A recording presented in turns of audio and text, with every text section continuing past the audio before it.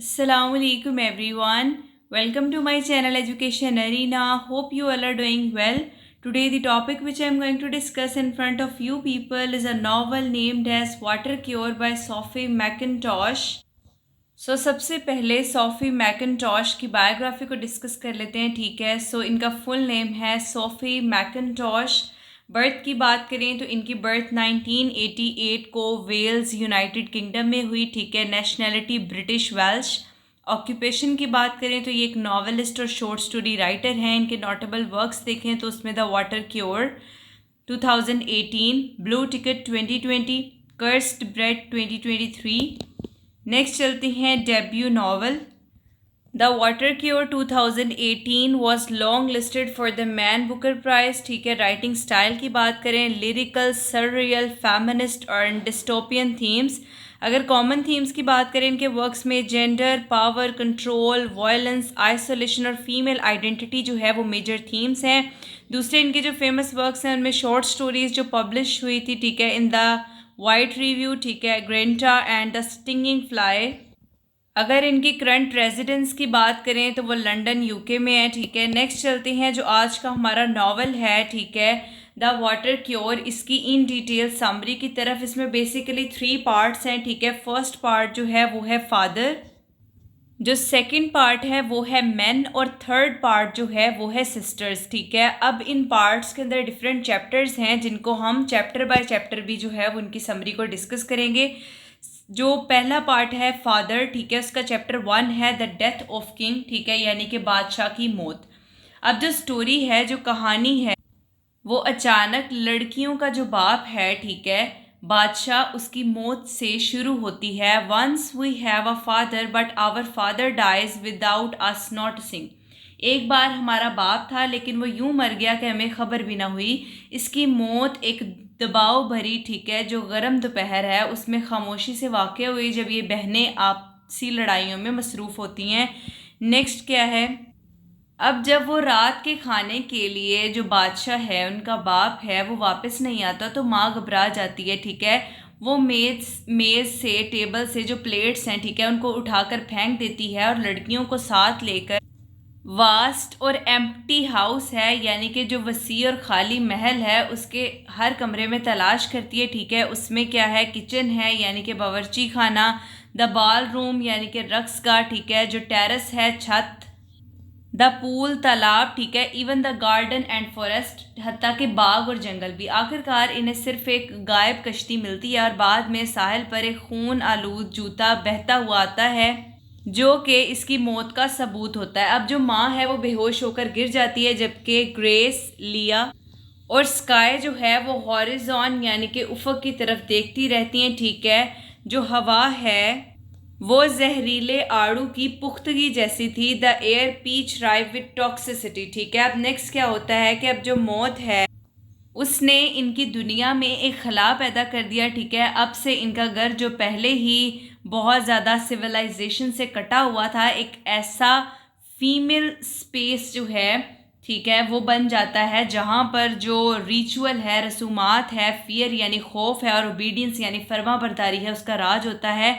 अब इसका first part का सेकंड चैप्टर है मॉर्निंग एंड कंट्रोल, यानी कि सोग और काबू।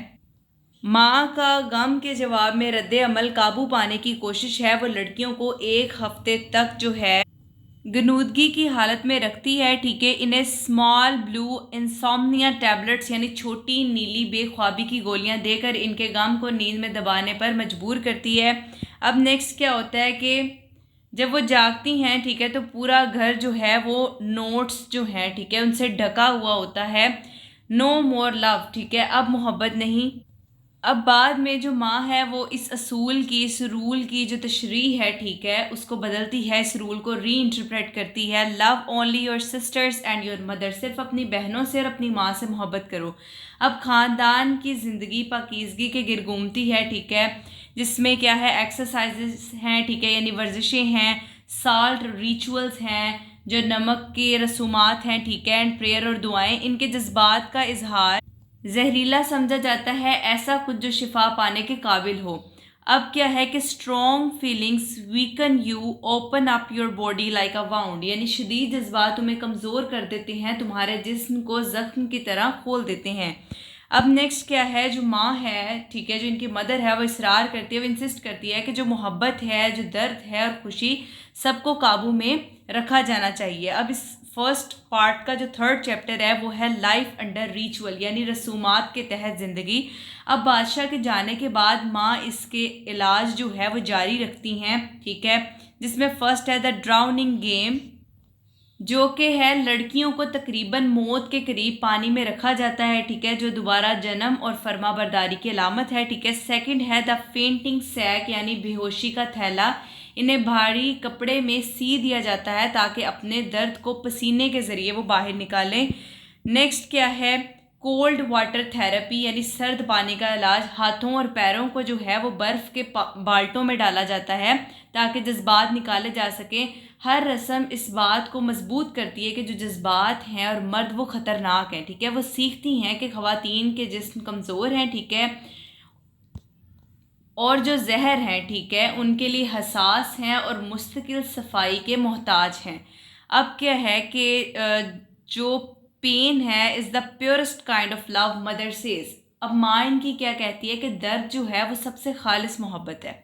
अब पार्ट 1 का चैप्टर 4 है memory of the damaged women, ठीक है, ज़ख्मी ख़वातीन की यादें। अब बहनें जो हैं वो इन सालों को याद करती हैं जब ज़ख्मी ख़वातीन शिफा के लिए जो है वो आइलैंड, ठीक है, यानी जजीरे पर आती थी। अब ये ख़वातीन मेन लैंड से आई थी, ठीक है, बीमार और टूटी हुई, और माँ की निगरानी में नमकीन पानी पीती थी, ठीक है। ये इलाज इन्हें जो वॉमिट और क्राई है, ठीक है, यानी जो वॉमिट और रोने पर मजबूर करता था, ठीक है, और बाद में वो साफ़ पानी पीती। बहनें ऊपर से चुपके चुपके देखती रहती।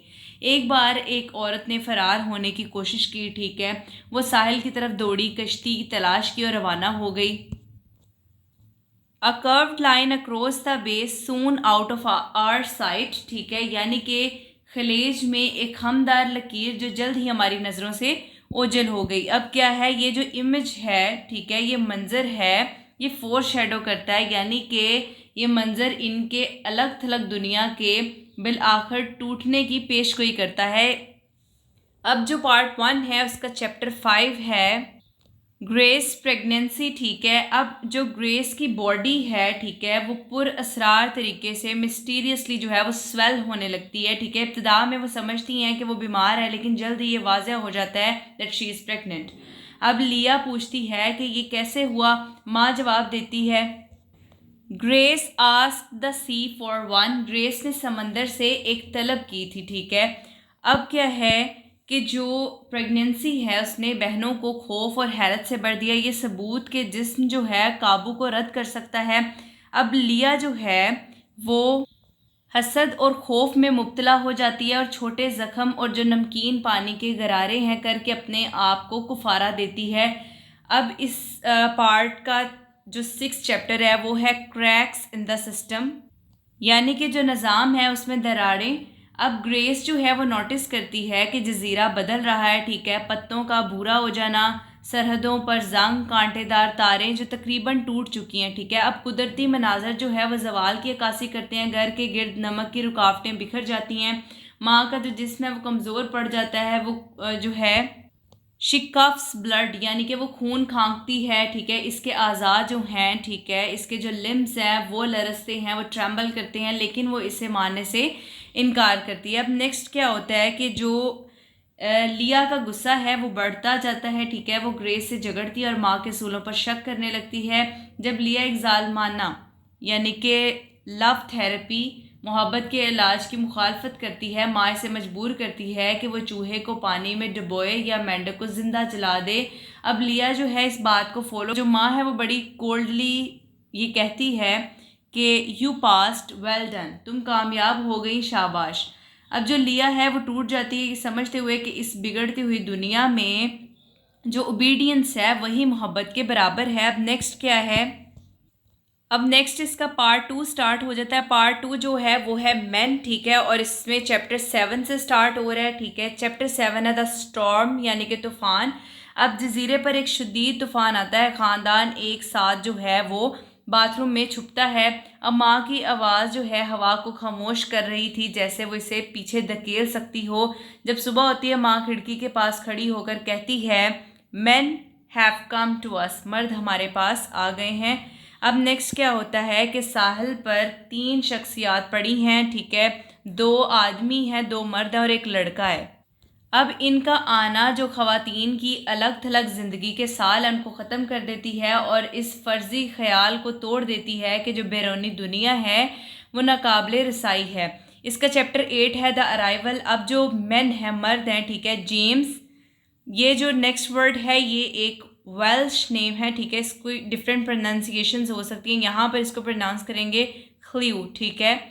और बॉय दावा करते हैं कि इनकी कश्ती जो है वो डूब गई थी। माँ चाकू के साथ इनका सामना करती है, गुस्से में कि इन्होंने इसकी ज़मीन पर कदम रखा है। जब वो बादशाह से मिलने की दरख्वास्त करते हैं तो माँ हिचकिचाती है, लेकिन इन्हें आर्जी तौर पर घर के एक हिस्से में रहने की इजाज़त दे देती है। अब जो बहनें हैं, ठीक है, वो दूर से देखती हैं, खौफजदा, पुरजोश और बहुत ज़्यादा उलझी हुई, ठीक है, वो आपस में विस्पर करती हैं, सरगोशी करती हैं, मैन मैन मैन, ठीक है, यानी कि मर्द मर्द और मर्द। इनके अकायद जो हैं, इनके जो बिलीफ्स हैं वो बताते हैं कि मर्दों की सांस जो है वह जहरीली है, मगर वो खौफ की बजाय जो है एक अट्रैक्शन, एक फैसिनेशन जो है, कशिश महसूस करती हैं। इसका चैप्टर 9 है डिज़ायर एंड डाउट, यानी ख्वाहिश और शक। अब जैसे जैसे दिन गुजरते हैं उनकी क्यूरोसिटी जो है वो और बढ़ जाती है, उनका तजस्सुस बढ़ जाता है। अब जो लिया है, ठीक है, ख्ल्यू की तरफ माइल महसूस करती है, ठीक है, इसकी आवाज़ और ऐसे जज्बात उबारते हैं जिन्हें वो समझ नहीं पाती। अब नेक्स्ट क्या होता है कि ग्रेस जो है वो दिन ब दिन सख्तर हो जाती है और माँ का कंट्रोल करने वाला किरदार अपनाती है। जो स्काई है, ठीक है, बच्ची की तरह रहती है, खौफजदा लेकिन तजस्सुस से भरी हुई। अब लिया चुपके चुपके देखने लगती है, इसका हाथ जो है वो छूती है और मेन लैंड के बारे में सवालात पूछती है। ख्ल्यू की जो मेहरबानी है और सुकून है वो इसे बेचैन करते हैं, वो बिल्कुल भी जहरीला महसूस नहीं होता। अब मर्दों की मौजूदगी इन्हें इन सब बातों पर सवाल उठाने पर मजबूर करती है जो इन्हें सिखाई गई थी। लिया जो है वो आहिस्ता आहिस्ता ये समझने लगती है क्या है कि the real danger was never the man, it was what we had been made to believe about them. वो कहती है कि असल खतरा कभी मर्द नहीं थे, खतरा वो था जो हमें इनके बारे में यकीन दिलाया गया था। इसका चैप्टर 10 है मदर्स डेथ, यानी माँ की मौत। अब माँ की जो सेहत है बड़ी तेज़ी से बिगड़ जाती है, वो कमज़ोर हो जाती है, ठीक है, दिल फरेब हो जाती है और फिर अपने बिस्तर पर खामोशी से मर जाती है। इसकी मौत इस नज़रिए के जवाल की अलामत है जिसकी वो नुमाइंदगी करती थी। इसके बगैर कोई कवानीन नहीं, कोई इलाज नहीं, सिर्फ खामोशी है, ठीक है।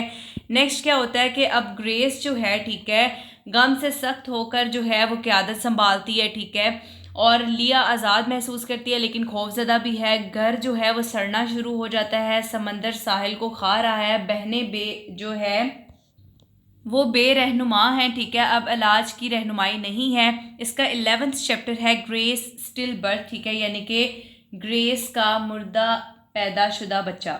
अब ग्रेस एक मुर्दा पैदाशुदा बच्चे को जन्म देती है, ठीक है, बेजान और बिल्कुल येलो, ठीक है, पेल पीला। ये जो है बेसिकली मिरेकल चाइल्ड जो है वो डेड है, यानी ये मौजज़ाती बच्चा जो है ये मुर्दा है। अब मंजर सख्त और परेशान कुन है।